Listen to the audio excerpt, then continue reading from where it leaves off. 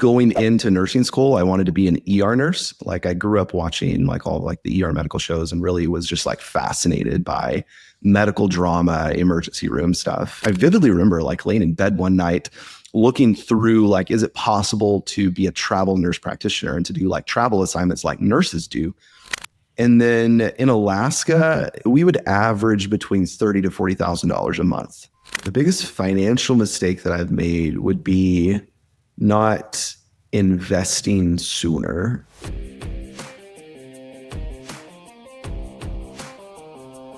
All right, welcome back to another episode of Investing RN. Today we have David Warren. He is an NP, a CRNA business owner. Excited to talk to him about all of the things that he's doing. He just graduated, passed boards. He's a full-blown CRNA now. So that's exciting. Welcome to the club. Thanks. It's really good to be here. The last time we tried this, I wasn't quite past the finish line yet, but I've since made it past. So it's a good place to be. Oh, nice. So now we can ask you the real questions. Yeah, for sure. Yeah, last time you were like in like Texas in a storm, right? I was, yeah. So essentially through December, through the new year, I was visiting my family in like rural East Texas where I grew up and studying for boards, was planning to take boards like within a week or so. Finally have made that all happen and have passed. So it's nice to be on the other side. Nice. East Texas. So I lived in Lufkin. Is that? Nice. How east? Yeah, I grew up in Jacksonville. I tell most people I lived in Tyler because nobody knows where Tyler is, but nobody surely knows where Jacksonville is. And so, but you're from Lufkin, I would assume you probably know just off the highway. I know Tyler. I don't know Jacksonville, but I was also like, how old was I when we left? 5 or 7? I don't remember. I was pretty young. Oh, nice. Yeah. Yeah. I grew up there and go back and visit family occasionally. So. Yeah. Well, I guess as far as nursing goes, I mean, obviously I think Josh touched on it. It's like I guess you still are an NP technically, but did NP route. Now you're a CRNA. I guess. Hey, let me read my question. Just kidding. Huh? Did you erase the question I had written down? No. Okay. So I had written down CRNA versus NP. Why is CRNA so much better? No, but that's not even the question I was going to ask. If you would just be patient, what I was going to ask is, what was your background in nursing and why was it that you, how were you introduced to NP and why was it that you did the NP route prior to doing the CRNA route? What influenced you to go that way? Good question. So it really all started back kind of before nursing school. So I knew like going into nursing school, I wanted to be an ER nurse. Like I grew up watching like all like the ER medical shows and really was just like fascinated by medical drama, emergency room stuff. And so I like went into nursing school knowing like, hey, I want to be an ER nurse. And in the middle of like nursing school, we had like to shadow, different professions or whatever. And so I shadowed a nurse practitioner and ended up shadowing a CRNA as well. And honestly, at the time, like fell in love with both professions. And I was like, oh, like I could totally see myself doing either or, but I'm like in the middle of nursing school. I'm like, I'm just going to give myself a little time and, I'll sort it out later. And so, fast forward to graduation, I graduate nursing school and lo and behold, like none of the ERs are hiring nurses in the area where I like went to school. And so I was like, this is a catastrophe because I literally went to school to like do ER. And so I ended up having to move. I moved to Dallas, Fort Worth, which is a couple hours away, and did like a new grad nurse residency program. And it was in the pediatric ER. And again, had some like further chances to shadow nurse practitioners and really like just fell in love with it. Like I really liked the idea of like going in, taking a history, like doing an exam, ordering tests, like interpreting those tests, and then either admitting or discharging the patient. And so I just kind of like chased that rabbit hole down a little further and was like, I think, NP is kind of the way to go for me. At the time, I was thinking about CRNA. I was like, I remember shadowing a CRNA in nursing school, really enjoyed it, thought it was really cool. But, obviously at the time, I didn't really have the grasp to understand like what all was going on, even in the OR at the time. Like I didn't understand. And so at that time I was like, NP sounds kind of like a better option for me and kind of what I want to do. And so I'd been working for about 2 years, decided to go back to NP school, and then started working in the ER and really did that for off and on for essentially 8 years, and then kind of made the turn to go back to anesthesia. For the last 4 of those years, I primarily did locums, which kind of is a nice segue into what I'm doing now. But that's kind of how the NP thing started. It was always in kind of in the back of my head, like CRNA is certainly there, like something that I kind of just pushed off until it was so like, I was just like, I need to do it. Yeah. It was the what if until you decided to go back. Yeah. Yeah. It looked like, I mean, just from looking at your Instagram, it looked like you were doing some cool stuff though out there in Alaska. That was what caught my eye particularly, just because of just kind of the ruggedness of that terrain up there. And so what was that? And can you tell us a little bit more about that? Because I feel like there's just so many different things you can do within nursing, and that's something I wasn't even aware of. For sure, yeah. And that really started after I was after NP school, I got a job in the ER, which is like the whole reason I wanted to go to NP school is to work in the ER. I was like glorified this role to the nth degree until it wasn't glorifiable anymore. But after I graduated, I got this like job in the ER, and much like on the nursing side, I had to go through this, like they called it an APP fellowship for new providers in emergency medicine. And so it was essentially like a 6-month fellowship type thing where you're trained just in emergency medicine kind of on the job. And after about 2 years of doing that, not of the fellowship, I finished the fellowship in like 6 months or whatever, but stayed at the job for a couple of years. After I've been at the job for a couple of years, I vividly remember like laying in bed one night, looking through like, is it possible to be a travel nurse practitioner and to do like travel assignments like nurses do? Because I really felt gypped, like I didn't do the travel nursing thing. And I was like that's something I really wanted to do. I just didn't like make time for it. It's not something I was interested in at the time, but fast forward to when I was in NP, I was like, I really want to find some way to make this work. And I came across this posting for wilderness medicine, and it was wilderness medical staffing. And they staffed these like solo remote positions in like Bush, Alaska. And this was like a couple of years before I ended up doing that. And I was like, that would be fascinating. And so I ended up getting the owner of the company is a nurse practitioner. I ended up getting in touch with her. And at the time, it was a pretty small company. And I was like, I'm not interested in doing it like right now, but I would just like to hear about it and just kind of see what it would even be like. And so she like talked to me for, if I recall quickly, several hours initially. And essentially, they hire NPs and PAs to work in these super remote villages in Bush, Alaska. Usually they're only accessible by plane or by boat if you're down in Southeast Alaska, or by ferry.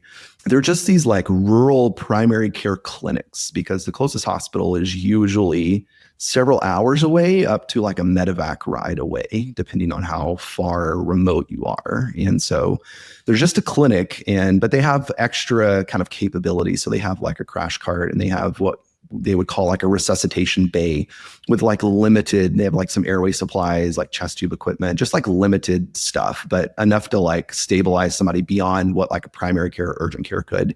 And then like medevac the patient to the hospital. And so with it not being a hospital, you're on call after hours. And so you'd work in the clinic like Monday through Friday, 8 to 5. And then depending on how many other providers are at the clinic, you would rotate call at night. If there was like an EMS, then they would like directly call you, and you and a nurse would respond in the middle of the night to, whatever emergency was going on. And so that's kind of the life I lived for 4 years prior to going back to CRNA school, and really enjoyed it, honestly, because I could go up there and work like a month straight, and then essentially take a month or two off, or take, work 3 months if I wanted to. You could just essentially name your schedule. Like you could go for as little as 2 weeks, or as long as, 6 or 8 months, however long you wanted to go. And, with these super remote areas, they can't keep staff there, just because of the nature of it. It's just a revolving door for traveling providers to kind of come in and out. They obviously want to recruit staff. It's just really hard to recruit somebody to, where you can't drive, and, there's not the amenities that you would have in really any city. So that's kind of what and I did some other locums assignments in normal, like the lower 48, but most like 90% of what I did was up in Alaska. Do they use RNs as well? They do, yeah. There are RNs. There's usually 1 or 2 RNs, and then some like nursing assistants or like medical assistants or whatever. But like responding to the emergency type situations, it was always an RN, like that you're on call with at night, which was really cool. It's a cool dynamic. Like I honestly, now that I'm in anesthesia, it kind of feels like some of the like call on the OR side, because you really have to like trust the team that you're with and know the team. And it's the same like in remote Alaska, like you really have to like know the nurse and trust the nurse that you're with, because it's you and that nurse doing literally everything. That's pretty crazy. So I feel like I've worked in pretty remote areas of Wisconsin, but that's just kind of the next level. That's kind of crazy. Yeah, it was really cool. They would get some, 90% of the stuff was just like, run of the mill primary care, urgent care type stuff, but they would get emergencies, like have run codes up there. They've had STEMIs, strokes, like massive traumas, like all kinds of crazy stuff. But usually, like more times than not, they're just like urgent care type stuff. But you never know what's going to pop through the door. Yeah, so a STEMI. I don't know what the time to stent is supposed to be these days, but that doesn't. It's like impossible to reach. It sounds like. Yeah, it was certainly not 60 minutes or 90 minutes, whatever it is. Oh man, wow. So what's the So I like to talk about money sometimes. And what's the sometimes that's Colin always makes fun of me because that's like where I try to get the conversation going. So what for something like that sounds pretty intense. A lot of liability, you might say, I guess, also. So I want to know a little bit more about that side, how much you get paid for something like that, and then maybe even compare it a little bit to anesthesia also. Yeah, for sure. So just for comparison, at the time, so this was 5 years ago that I was kind of in the thick of doing these types of assignments. So in like normal part of America, like Dallas, Fort Worth, pick a city, wherever you want to go. NPs in the ER were averaging like $70 to maybe $80 an hour, somewhere in that range generally. This was pre-COVID. And then in Alaska, it depended on the place. I would say average, including the times that you're called back in at night, which usually was every other night or something, we would average between $30,000 to $40,000 a month, depending on what the situation looked like. And so the contracts would vary. Like there would be some places that I would go where I was paid strictly hourly, no matter, how many hours I was in the clinic or urgent care, like I was paid a flat rate. And then for like holding the call phone, I was paid an extra stipend. And then when I was called back in, I was paid another stipend. But then there were some places I would go that it was like a flat daily rate, like you were paid X number of dollars per day, you're there, and they pay for a travel day up and a travel day back. So like, even if you're off on a weekend, you're still making your pay.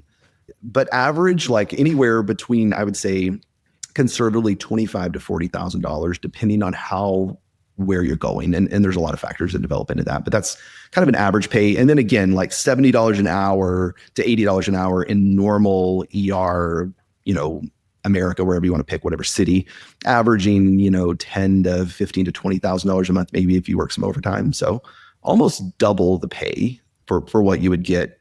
And these are all 1099 positions or independent contractors. You're not like an employee. It's like a typical locums type position. Okay. So that's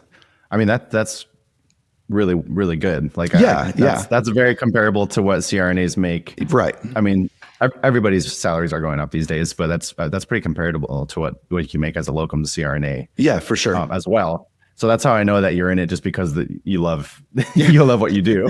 Yeah, for sure. Nobody's going back to school for three years just because they love it. Right. I mean, for the money, if you're already making that much money. There's a wide variance in the pay, but overall, like in that $20,000 to $40,000 range per month. And again, it depends on. I mean, you could do that. Like if you wanted to go for six or 8 months, like you could go for however long you want. Like there's essentially ongoing chronic needs. And is that the same thing for nurses up there? It was interesting when I was up there, I only ran into like one travel nurse, and I'm not sure what the pay structure was like for nurses. And it was very weird because there were only a handful of times that I would cross paths with another NP or PA. And it was usually if I was coming onto the assignment and they were leaving, because usually you were like one of the only providers there. There may be one or two other people, but usually they were like employees of the organization or the clinic. And just mind you, these are like typically tribal health organizations. So they pay pretty well for any position there, but not nearly as well as if you're doing locums. So even if you got a full-time job there as an NP or as an RN, like it's not going to be what you would make if you were in like a locums type position. So all of that to say, I only worked with maybe like one travel nurse. I don't recall and they were employees of the organization. I don't recall them like recruiting heavily for like travel nurses, but that's limited recollection. So now that you're CRNA, because I've heard recently that the two largest income generators for the hospital is surgery, so anesthesia, surgery and emergency room. So now that you can do both of those, like, are you like, I mean, you're very well set up for the next 5 to 10 years to negotiate kind of what you want, especially if you're going to these rural sites. Is that kind of your plan, is to negotiate your own contracts, or what's kind of the plan for the next 5 or 10 years for you? Yeah, that's a good question.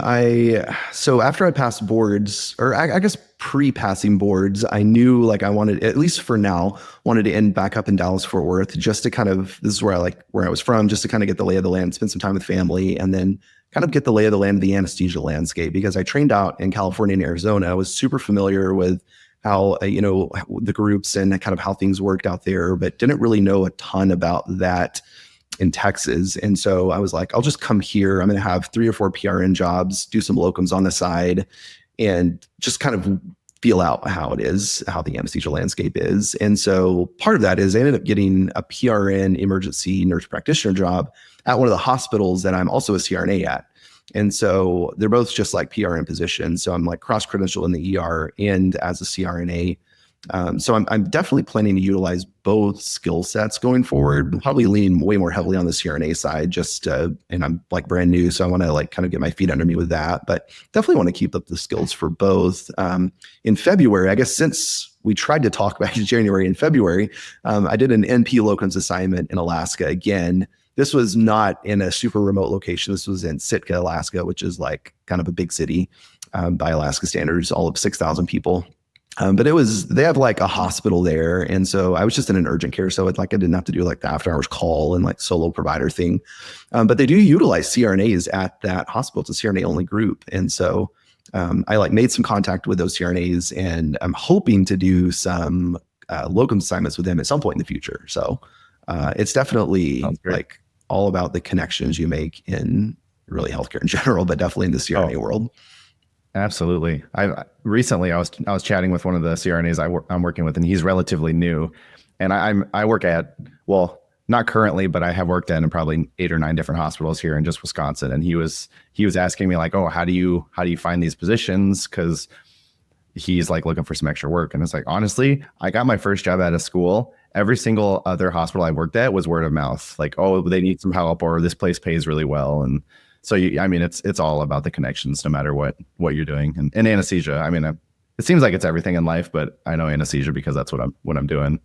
That one hospital in Dallas that you're working at, where you're doing NP and CRNA at the same place, what's the pay difference like between the two? Oh, that's a good question. Yeah. So in the ER, I'm making $90 an hour as an NP, which is actually, so this is just for some context, this is like 45 minutes south of Dallas, Fort Worth. So like not in the city. It's definitely like commutable, but it's like more kind of on the outskirts. So $90 as an NP. This is a W-2 position. I like trying to negotiate 1099, and for some reason, a lot of the groups in like metropolitan areas like kind of force you on the W-2 thing. So I was like, it's not going to be my primary job. Like I'm just doing it PRN to kind of keep up my skills. So I was fine to keep that.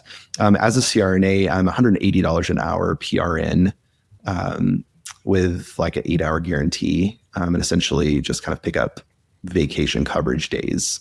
So that's kind of what that arrangement looks like. And then I have a locums assignment here starting in May and going through November. So that'll be more like it'll be like 40 hours a week, essentially full time.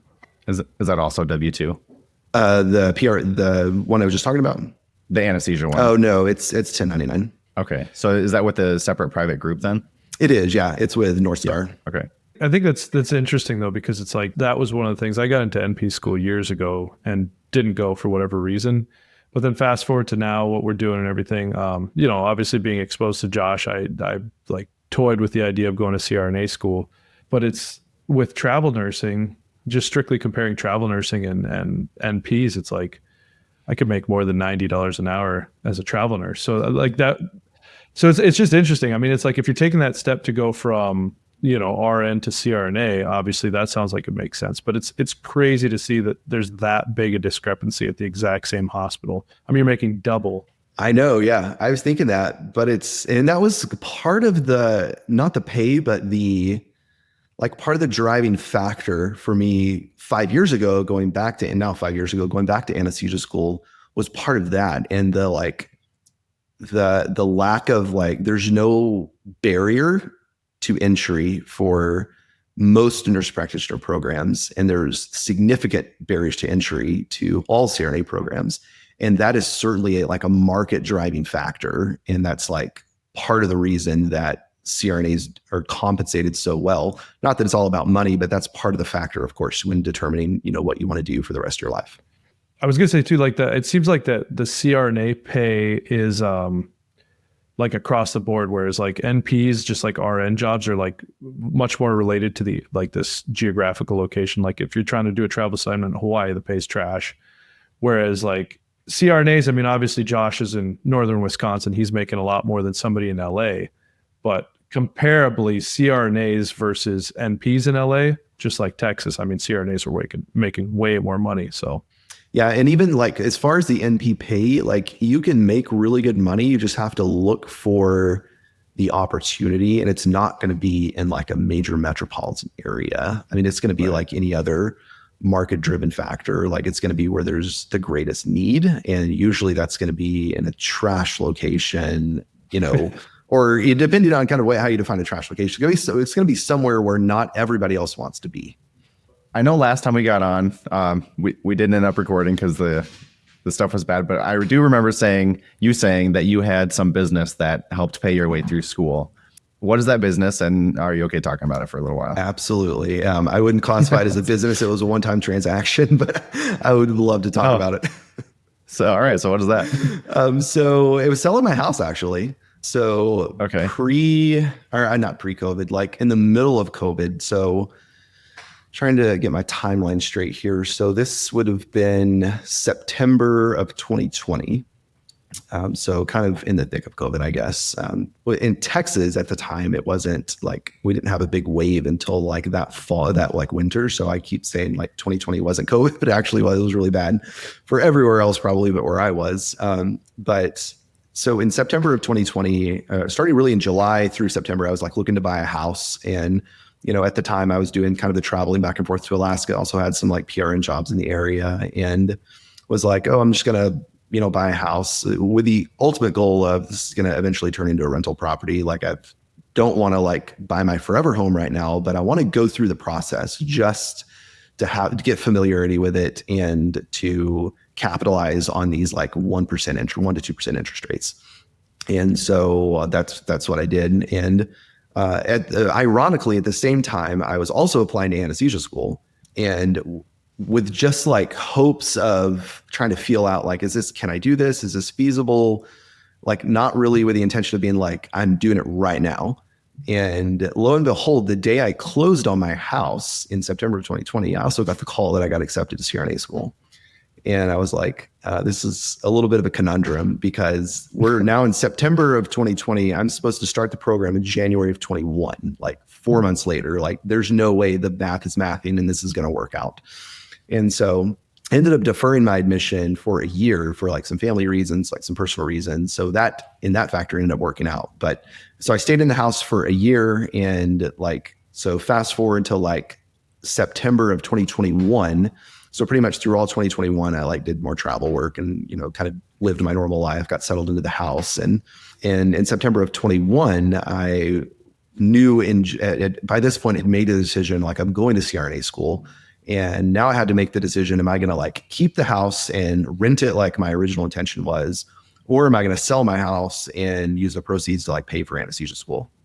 And at the time, I was well, it made sense to sell the house and just have the extra money to live on and to pay for school. Now that I've had a lot of self-reflection on that, I'm that was a horrible idea. I totally shouldn't have done that. I don't know why I did that. But I ended up selling the house and making about $115,000 on it, of which paying off anesthesia school. That's kind of my transactional history that funded the CRNA program. Had I kept it, obviously I would be in a different situation now. But that is one small regret that I have. So that was in Dallas Fort Worth area. Yeah, Fort Worth. Okay, because I know that that place was just screaming with potential in 2021 or so. Yeah, I know. And I look back now, I'm like, man, I had like a 1.9% interest rate. Like they literally were giving me the how. Like, what was I thinking? Why did I sell it? So oh my goodness, 1.9. Yeah. So that's crazy. I know, man. It's not like I look back at it now and I'm like, that was so like it was fine. Like it ended up working out well, literally like first world problem, but it's just like, oh my gosh, like what I could have had now, like it just would have been a game changer. So wow. What did you pay? What did you buy it for? I bought it for $310 and it was a 3-bedroom, 2-bath, 2-story, like 2,700 square feet, like a good size, like way bigger than anything I would need as like a single person with no kids. But again, I was like sole intention was like, I'm buying this to sell at some point or to rent or, to do something. So I like, and it was in like one of the little like cookie cutter homes, like in an HOA, like not anywhere I wanted to ever be like, for the rest of my life. So, but still like it would have, I don't know. I look back on it like that was really stupid. So, so you lived in it for less than 2 years. So what were the tax implications on selling it at the time? So at the time it was, I think like an 18% capital gains tax. I can't remember exactly what it was, 18 to 20%. But factored in with, so that was obviously on my personal tax return, on my business return. I don't remember what I did. I didn't have to pay, end up having to pay that much on it that tax year. I can't remember the exact number that I paid on it, but it wasn't significant if I recall correctly. That's my business-like story that funded CRNA school. So yeah, well, so you bought it in 2020, I guess. I mean, everybody was still scared at that time. But I think to us, like we have right now, we actually just decided to sell a couple of duplexes that we bought. But we bought them like when everybody was scared the second time, like when interest rates were going up super fast and everybody was scared again. So we bought them then. And I mean, let's just like Warren Buffett always says, like if everybody's scared, like that's where you be aggressive. And it's working out again. And I'm sure it's not going to work out every single time, but there's never a perfect time to buy or to sell. You just, you deal with what you have and you keep pushing on, I guess. Yeah, absolutely. Yeah. And I haven't dabbled too much in real estate. It's interesting though. My uncle on my dad's side is a general contractor and like built houses for a living. And he and my dad like build houses. Like that's like kind of what they do. And they like sell them and like make really good money on them. And so I need to get in touch because he would be an excellent resource for the real estate world. So have you had any other business ventures outside of nursing and the one real estate transaction? Not really. Like I do social media. I wouldn't necessarily consider that a business. I make money on the side from it, but not certainly. It's way on the hobby side of things. It would never classify as like, something I would like do full time. I don't make near that much, but on TikTok, you have like a couple 100,000 followers. Is that right? I have 50,000. Oh, 50,000. Yeah. Okay. And that's kind of hit or miss. Like it really depends on the video. Like if the video like pops off and goes viral, you can make, I think the most I made on TikTok is maybe $1,000 in a month, which is not really anything compared to like what some people make. But I have a YouTube channel, which I do like long form content. I have about 15,000 followers there. And I would say that's a much more like close community of people that like return to watch the videos. And I think the most I made in a month there is about $1,000, but on average it's between $100 to $250 a month. So again, not anything comparatively to what some channels would make, but it's a little bit of it was nice to have a few hundred extra dollars during school. Okay. So is the YouTube, is that a lot more consistent? Because I mean, ours, like we have such a small following, but we still like some of our earliest videos a year and a half ago are still getting views. So are you still getting paid based off the first videos? You are, yeah. So you have to like, I can't remember the exact YouTube rules, but you have to have so many followers to monetize and so many watch hours to monetize. But once you like monetize, then from like that day forward, every view you get counts toward, or every view you get that has ads in there counts towards your income. So yeah, like, I think I have maybe like 100 videos total, 90 to 100 videos on YouTube. And so they all like, depending on how many people watch or whatever like that, they all generate income no matter when they were posted. Social media is something that we've kind of struggled with. I know as we were getting into this, Josh wasn't really on it at all. I'd kind of been on and off. It's like a necessary evil nowadays with any kind of platform you're trying to launch. So were you maintaining that throughout CRNA school and did you work throughout CRNA school as an NP?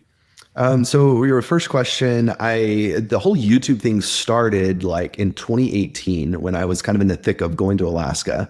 And one of the ER nurses I worked with was like, hey, you need to start a YouTube channel, like, and document some of these experiences, like going up, like, this is just like, cause I would come back and like work in the real ER and like, people would be like, oh, like, where have you been? Like, what have you been doing? And they like kind of knew I was going to Alaska and they would ask about it. And people were like always super interested just because it was so like different. And they were like, you need to like document that because it'd be like, I guarantee you, like, there would be way more people on the internet interested in this if they like knew what you were doing. And so that's kind of how it started, honestly, is just like the travel NP world. And then when I got into CRNA school, it kind of morphed a little bit into the anesthesia stuff. And so it's kind of a little bit of both now. I could do a little bit of CRNA content, a little bit of NP content, probably more CRNA content when I was in school. No, I didn't post a ton. Like I would do it, gosh, I don't know, a handful of times a year over the past 3 years, just, you know, with like lack of time. I wanted to get consistent, do it way more. I just, with the bandwidth of CRNA school, it wasn't possible. And then regarding working, so I didn't work in the program. We would get like 2 weeks off between or like a week to 2 weeks off in between quarters. And so we would get like several weeks off per year. And for the first year, I went to Alaska a couple times during those like 2 week stretches and worked. And so that was kind of the extent of, you know, that was during my program was front loaded. So during the didactic year, I worked during some of the breaks off and then started like our clinical rotations. I remember essentially working like 40 to 60 hours a week for 2 years. So I didn't have time to tack any more on. It's a little intense for a bit, but it's all worth it. Yeah, I know. It's I look back now and I'm like, my God, like what did I do for the last 3 years? So like a fever dream. With your, brief experience in real estate and now having, the CRNA income to kind of maybe play around with, even though interest rates have obviously gone up, I guess that would be almost 4 times from when you bought it. Yeah. Do you have any interest in getting back into that? Or are there any other side hustles you're looking at right now? Or are you just focused on kind of honing in your craft here? I think right now I'm mainly focused just on like getting started in like the CRNA world. Like I'm doing this PRN job, outside the city. And then in May, so pretty much like in a month, I'll start a 6-month like locums contract here locally. I'll be working full time. So I'm ready to just like get back. Like I did anesthesia a few weeks ago for the first time since I graduated. That was an interesting experience. I was like, this is wild. Like I haven't done this in like 4 months. And so that was interesting. Everything went well. Everybody went to sleep fine. Everybody woke up, which was a really good day. Woke up with all their teeth still. Yeah, we woke up with all their teeth still. So, but for now, like I feel like I just want to like focus on that for a while. Eventually, I'm just trying to get back into it. I don't know what the time frame looks like. Back when I was accepted into CRNA school, is not even that long ago, but then and before it was like a 25 to 30% acceptance rate, which thank goodness, because I don't know, like if I would have gotten in today, but I've heard it's all the way down to 10% acceptance rate now. So I know, yeah, it's interesting. A lot more difficult. Where did you train at? Kaiser in Florida. Oh, nice. Okay. It was Walford at the time, but they partnered up with Kaiser, and now that's where my transcripts come from. Nice. Yeah. So I trained at National out in California, and this past year, actually, they have a resident on their admissions committee. And so I got to set in on all of the interviews last year, and Mike McKinnon's our program director. And so it was like he and Joe Rodriguez and Eric Kramer, and we're like doing these interviews, and I'm just thinking like, I'm just here to like provide like moral support to like, the residents. And if they have like questions about the program, like I'll like ask them or whatever. And, we're like in the first interview and Mike texts me and he's like, hey, you got to ask a clinical question. I was like, oh geez, like was like thinking I was going to be like part of the actual interview. And so it was interesting, like setting in on these interviews. Cause I'm like, I feel like if I were to interview now and try to go to CRNA school now in 2025, I don't know that I would have gotten in. Like there were some like stellar people that like knew their stuff, like down to the cellular level, like way, way more than I would have known, when I was interviewing. So yeah, it was wild. Yeah. Yeah, I know. I laugh at some of these interviews that I hear of because mine was such a softball interview. Like they asked me, I think the only clinical question that they asked me was like, oh, what type of patients do you take care of? And that was easy because I just tell them what I take care of. The next hardest question was, what do you do or how do you cope with a difficult situation? And I remember saying I like to golf, and I think that's what got me in because they all laughed. Yeah, it's a different beast than even when I applied for 4 or 5 years ago. It's crazy. So, all right. So I think we're going to jump to our final same five questions we ask everybody, but we'll start that out with a financial, what's a top financial resource that you found? Like if you're going to educate yourself, where do you go? Honestly, I look at either podcast or books. That's kind of the big genre that I will either focus on. Like books for me can either read like cover to cover or do like audiobooks or podcasts. That's kind of the big broad general area that I would focus on. The second question is, what advice would you give yourself or your younger self or as a new grad nurse? Oh, that's a good question too. What advice would I give myself? I would say, like, looking back at like 22-year-old David, like, I don't know that he had the confidence in himself to like go through and like actually pull the trigger on CRNA school. At the time, like I kind of thought the same thing about NP school. I was like, I don't know if I can do this or not. And like, sure enough, I made it through and like made it through CRNA school. Like I would definitely tell myself to like go for it. Like whatever you want to do, like go for it. Like, put your mind to it, put in the hard work, and you can certainly achieve it. I've never thought of it like that because I look back at my 22-year-old self and that's when I was applying for CRNA school. It wasn't because I had the confidence for it. It's just what I thought I needed to do at the time. Yeah. It worked out, but yeah. Well, you had other motivation too. I did. Yeah, I had a 22. child. You had I had a child. Oh yeah, 22. I could hardly take care of myself at 22. Yeah. Nobody said he could take care of the child. He just had it. Good point. My wife was amazing, and we've been married for 12 or 13 years. Oh, nice. Nailed it. She doesn't listen to every episode. Hopefully this is one she misses. All right. Number 3 is, what excites you about the next 12 months? Doing anesthesia and earning a paycheck for it, not providing free anesthesia anymore. The days of free anesthesia have long passed. That ship has sailed. So that's what excites me the most. And then just like going back to living life. Like I feel like I haven't had a life in 3 years. Like I haven't gotten to do the things that I like want to do and the things that I enjoy, spending time with the loved ones. Like I'm stoked about that. Stress free. Yeah. You don't have to think I should be studying right now. Yeah, for sure. Oh, yeah. I remember that. I think that's like the hardest thing about going back. It's like, going back into that volunteer phase of, or being a student, but from making a decent income to like going back to working for free. Oh, for sure. Yeah. And I didn't know like what I was getting myself into. Like I don't know that anybody does. Like you're right. Like I don't know that anybody knows what they're getting themselves into until you're in the thick of it and it's too late to turn back. Yeah. So the fourth question is, how do you define success? You guys are asking the hard questions tonight. How do you define success?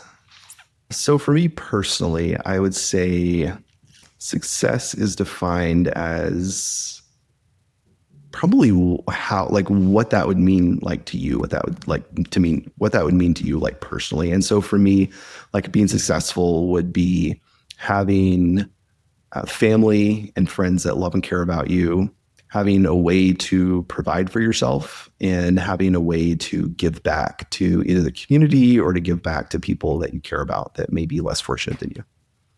I agree. That's what I would say. But how much does it pay? That's good. No. I mean, probably 5 years ago, I would have said some level of financial or success is determined by some level of financial affluence or whatever. I definitely wouldn't say that now because I'm as a CRNA, we make quite a bit more than as a nurse, but I look back and I was like, I was just as happy then. I felt just as successful as a nurse. Oh, for sure. Yeah. Or even before that, when I was a CNA, like it doesn't change a lot. Yeah, that makes sense. All right. Last question is, what is the biggest financial mistake that you've made and what'd you learn from it? I would say the biggest financial mistake that I've made would be not investing sooner. And I didn't start that until I was, well into my 30s. I'm 35 now, probably 31 to 32. Like I look back at my 20s, like even when I was a nurse, like, can I just set aside some money either into a high yield savings account or into, an index to track the S&P or something super simple. Like I would have been way further ahead than I am now. And I think everybody, like you come to that moment at some point in your life. For some people may never come to it, but everybody that does some sort of investing comes to it at some point. And usually they say, I wish I'd done it sooner. That coupled with selling my house, that was a big financial mistake. It worked out well, but it was. that's a extremely fortunate to have $115,000 profit a year financial mistake. I know. in 18 months. It turned out well, but just like looking back at the matter, I'm like, it could have been better. But in anesthesia, the enemy of good is better. So, well, hey, thanks for joining us today. Where can people find you? Yeah, absolutely. Thanks for having me on. You can find me on Instagram, David Warren NP, on TikTok, David Warren NP, and on YouTube, David Warren NP. Easy enough. Yeah, everybody go check them out, subscribe, follow. Yeah. Thanks for having me on. It's been a pleasure. Yeah. Thanks.